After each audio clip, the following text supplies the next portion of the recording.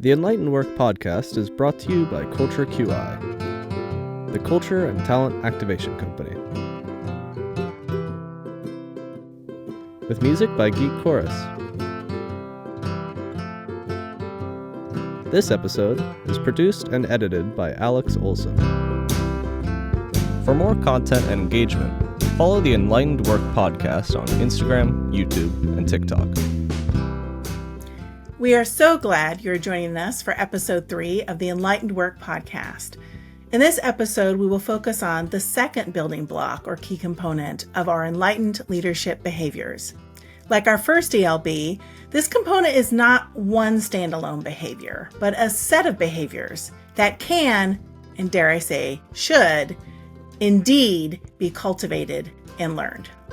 Our second ELB is emotional intelligence, also called EQ, and its magnitude of impact on your potential sphere of influence is big. EQ probably reached its height of cultural popularity in corporate speak a few decades ago, and we will still never stop loving EQ as an ELB. In fact, I'm pretty confident that you and I believe it's more important now than ever with advancements in technology, especially artificial intelligence. Absolutely. So emotional intelligence was introduced with Daniel Goleman's book of the same name in the mid-1990s. Goleman asserted, and now leadership study after study has proven, that while IQ is a prerequisite to success, EQ is ultimately what enables people to successfully lead teams and lead companies. In short, EQ is defined as the ability to understand and manage your emotions, as well as recognize and influence the emotions of those around you. Right. So EQ is a set of skills that capture our awareness of our own emotions, our awareness of the emotions of others, and how we use this awareness to manage ourselves effectively, to interact and lead others. So Mina, like IQ, can we measure EQ? Well, that's the rub. There are a few EQ ability tests available, but unfortunately they're not considered sort of as universally valid as a standard IQ test. With that said, other assessment methods like self-assessment and behavioral observation can provide valuable insights on an individual's emotional and social competencies. Okay, that makes sense. So to break down EQ for you listeners who haven't read Goleman's book, EQ has 5 key elements: self-awareness, self-reflection, motivation, empathy, and social skills. Now, any one of these elements can be challenging to demonstrate in a given moment, but being able to exhibit all of them at the same time consistently is very challenging. Because any situation where humans interact with each other is going to have emotions present. But emotions are just information. They're not instructions. You don't have to act upon them, although many often do. The great news is that with practice, you can increase your EQ in your personal and professional life. I think there are some misunderstandings and misconceptions about what EQ really means. It is not just awareness of the existence of feelings. It's not just empathy. It is a unique basket of many skills revolving around our ability to recognize how and why we're feeling a certain way at any given time and how to read the room. Mm-hmm. And this is the most important, how to modify our actions and behaviors accordingly. So there are really 3 things: what's happening with us, what's happening around us, and then how do we modify or gauge our behavior accordingly. It's a lot to wrap our brains around, that's for sure. So this podcast, we are not intending to just tell you what the ELBs are. We aim to share with you how to develop and strengthen them. So with that, in this episode today, we're going to talk about the first 2 elements of how to build and strengthen your EQ. So let's begin by talking about self-awareness. Self-awareness is kind of exactly what it sounds like, but also not. So, Mina, let me ask you this. Do you think you're self-aware?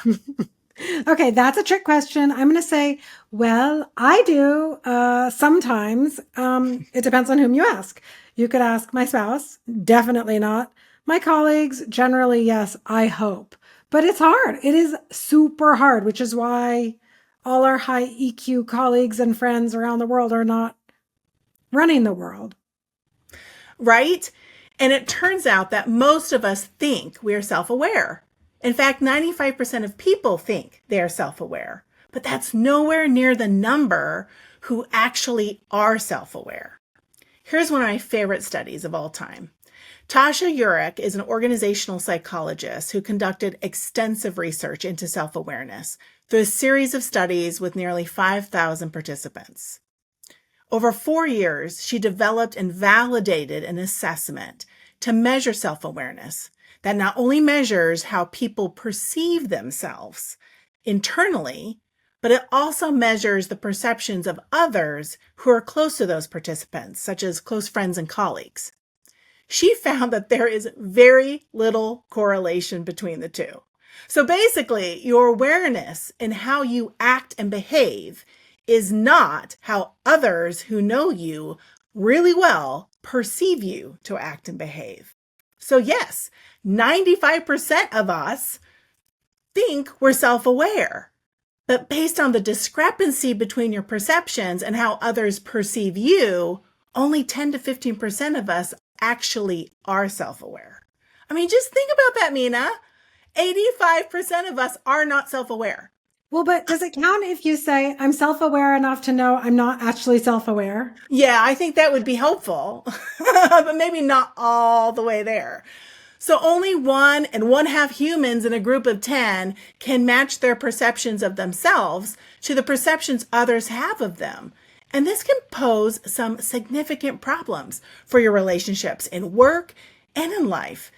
And according to Eurich, working with colleagues who aren't self-aware can cut a team's success in half and lead to increased stress and decreased motivation. So I find that super staggering. On the other hand, if you've ever been in the workplace or met a person, you know that our self-perception, whether it's self-awareness or smartness or anything, doesn't always match with reality. So, That's right. so yes, that finding is staggering, and it's also somewhat understandable. Our question, though, for today is, how do we go about gaining self-awareness? Here's the key question to ask yourself. At any given moment, can you interpret your actions, feelings, and thoughts objectively? So in any given situation, any given moment, maybe during an emotionally charged meeting, or during an interaction with your manager, or a phone call with your aging mother, something you and I know nothing about, right? Do you know what you are feeling, what you are thinking, and what you are doing? I think that's a lot to think about, and that's very hard. I'm going to somewhat answer those rhetorical questions or those thought-provoking questions with 5 more questions that provide a bit of a reality check on your self-awareness. And mind you, these are toughies. These are hard. So here are 5 questions, very similar to what Heather just articulated. Can you name the behaviors you're doing at all times? Okay, right? We're tracking on that one. Can you name the emotions you're feeling at all times? Can you identify what causes that shift to negative emotions? Can you name the emotional patterns that you experience most? And number 5, can you name the situations that make you feel highly stressed or reactive? I like the progression of these questions because they really do lead you down. Most of us, most of the time, can probably name the behaviors we're doing at any time or the emotions. But once you start to dig deeper and go, what causes that shift and what kind of patterns are you creating? That's when it really gets hard, I would say. Those are great questions. And I'm going to add another one in there because I think even if you can answer those 5 questions with yes, go back to your study. You may think you have self-awareness, but does your perspective match what others see? That's the most accurate test. So the sixth question I'd add to your list, Mina, can a close colleague or friend who sees you in these situations validate your answers to the other 5 questions? Because it's very likely you have some blind spots.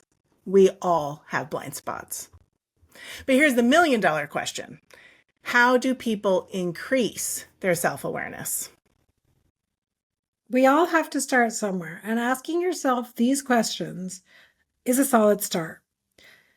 Here are some strategies to further cultivate self-awareness. So, think about keeping a daily journal to reflect on your day and your emotional responses with observation, not judgment. And I know it can feel hard to get in the habit of this daily journal. But the way to think about it is just to record almost like a ship's log, rather than necessarily saying, "Oh, dear Peter, I have a crush on you," or "Oh, I didn't like what Sally was wearing." You're really describing what happened during the day and how you felt. The next thing you can do, and again, try not to be judgy of yourself, just observe. The next suggestion is listen to and watch how others react to you. Watch their body language and their tone and engagement with you. If people are rapt when you're talking, that's a good sign, right? That doesn't happen to a lot of people. If people constantly whip out their phone and start scrolling, that's sort of on the other extreme. I think probably most of us are somewhere in the middle, but it's good to just look for a second. How are people engaging? And as Heather just said, ask those whom you trust how you sounded in certain situations. And you've got to let go of your ego when you ask that question, because you might not love the answer. The next suggestion is to film and record yourself. Again, this may make you cringe at the thought. It makes me cringe. But the insight you gain is incredibly valuable. And this isn't just for what I call elimination. This is for how engaged you look, how happy you look, how much you roll your eyes, and what kind of tone you're using. It's amazing how many blind spots you uncover when you record yourself and watch it. Finally, examine your knee-jerk emotional reactions. The more you understand when and why you are triggered, the better you'll be able to control those emotions in future situations. Those are all excellent suggestions. And I agree with all of them, including that current and aspiring leaders really should be journaling every day and flexing that self-awareness, self-reflection muscle. And I would take that one a step further and challenge listeners to take a pause after you've had that meeting or that conversation that really upset you. That's a perfect opportunity to reflect on what's going on inside of you. The more you can work towards capturing yourself in the moment or just right after the moment, not days later, the better your self-reflection and subsequent self-regulation will ultimately be. So how can we determine if our self-awareness is becoming more aligned with reality? If that's where we're going. I think there are definitely signs that you're developing this skill. Being able to recognize an unconstructive emotional reaction and the effect that has on you and others. I also think stepping back from an emotionally charged situation to gather yourself and stop that amygdala fight or freeze response that our brain wants to do. I also think learning about your emotional triggers so you can better deal with negative emotions. And then reevaluating your thinking before acting.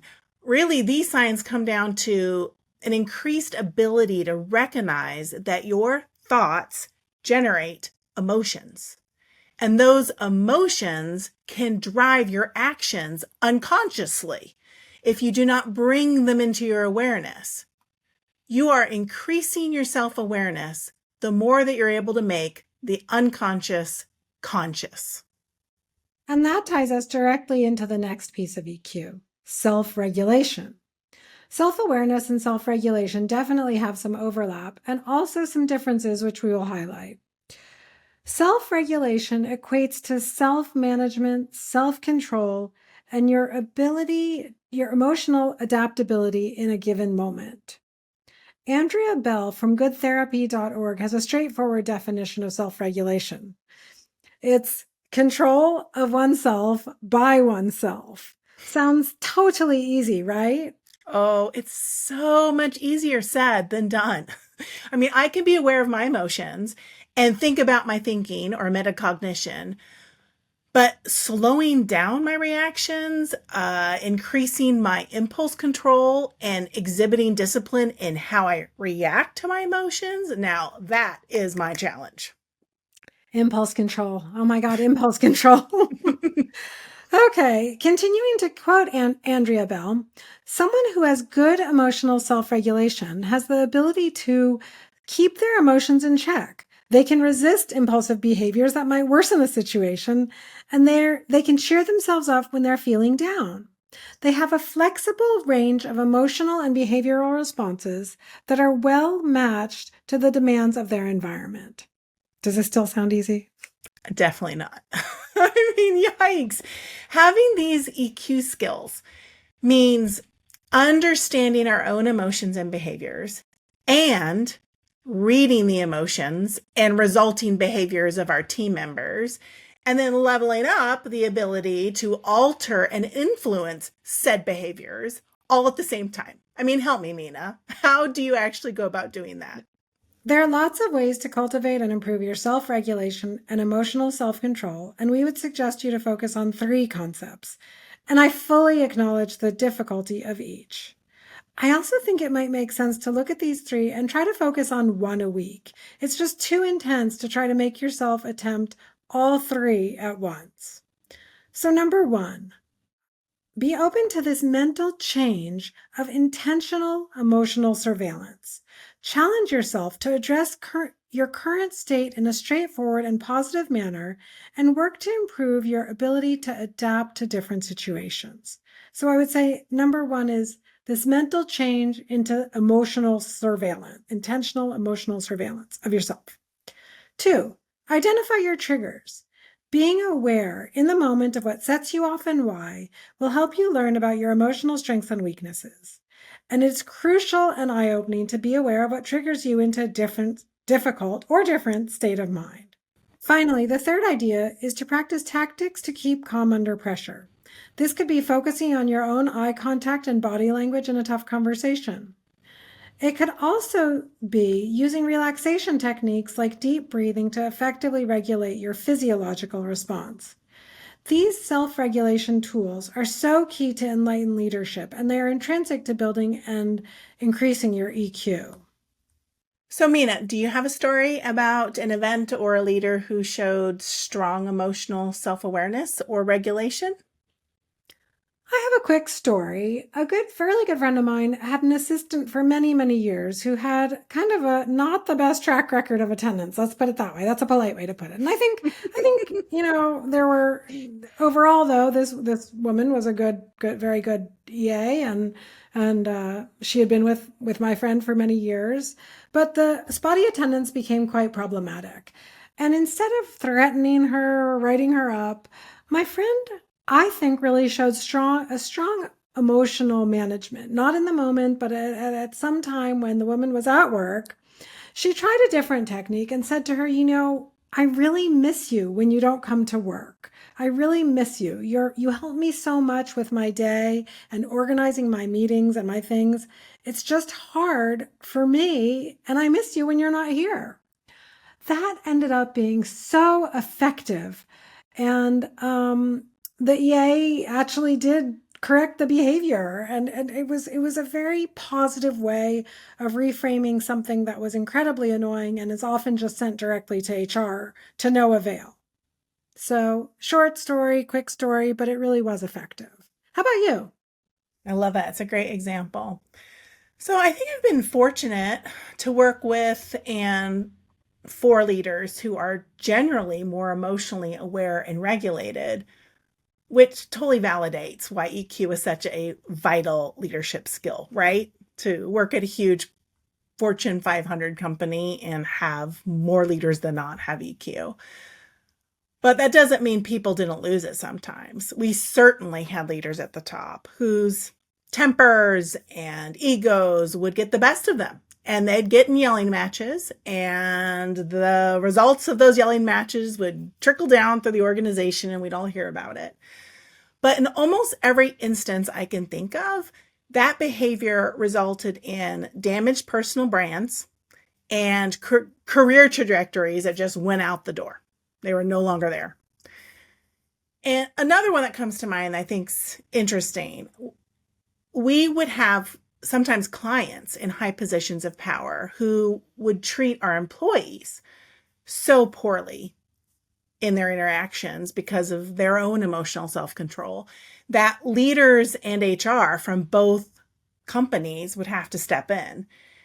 Most always, though, those situations led to termination of the person who had the poor self-regulation, despite their position of power and being able, to pay, which I actually think is super commendable of these companies. Unfortunately, though, firing someone doesn't fix their behavior. I mean, I'm glad it happened. I'm glad HR took necessary steps, but unless that employee received meaningful coaching or did some serious self-reflection and personal development, who knows if the consequence of their actions led to them actually improving their EQ. Well, and the irony is, of course, in the termination meeting, you're not told, oh, well, this didn't work out because of your low EQ. Yeah. And if you have low EQ, you never connect the dots that's why it happened. Anyhow, yeah. I'm hopeful that this episode will provide some useful guidance. That's right. So if you've been fired for poor emotional management, it's not too late. And if you're trying to manage someone who struggles with these skills, it's also not too late. Well, listeners, we just loaded you up with a lot of things to think about and start practicing with this EQ ELB. So here are a few homework assignments you can take away to test your self-awareness and strengthen your self-regulation skills. Next time you have a situation where you or others are emotionally charged, write down what you saw and observed in yourself. If there was someone in the room you trust, ask what they felt and observed about your behaviors and actions. Secondly, do some self-reflection this week to better understand your triggers. Think about a challenging situation at work where you lost your composure. And write down specifics about what happened in that situation. How did you react? How did the person who witnessed your reaction react? Do you see any patterns in how you reacted? And just a side note about triggers can stem from past experiences or unresolved issues, and they can be set off by specific words, situations, a specific type of person, or even a certain environment. The more you dig into and understand your triggers now, the better informed you're going to be to avoid or mitigate them in the future. And the last takeaway, if you get yourself into an emotionally charged situation, it's an excellent technique to learn the box breathing method. And here's how. I'm going to show you. And why it's called a box is you can just do a visual as you're working through it. You inhale for 5 seconds, hold your breath for 5 seconds, exhale for 5 seconds, and then hold your breath for the same duration. And you can start with 5 seconds for each stage of the box. You can start with 4 seconds. Yeah, and work it up. Longer is you need to slow your breathing and ultimately get your executive brain function back online. We're not done with EQ yet. We still need to dig into the other components like motivation, empathy, and social skills. Now, we did talk a lot about motivation in our last episode, so we will just give that a light treatment next time. And then we look forward then to digging into those other 2 areas of emotional intelligence and talking with you sooner rather than later. And to you enlightened listeners, thank you for learning with us and for joining the Enlightened Work Uprising. Until next time, be the good. You're good.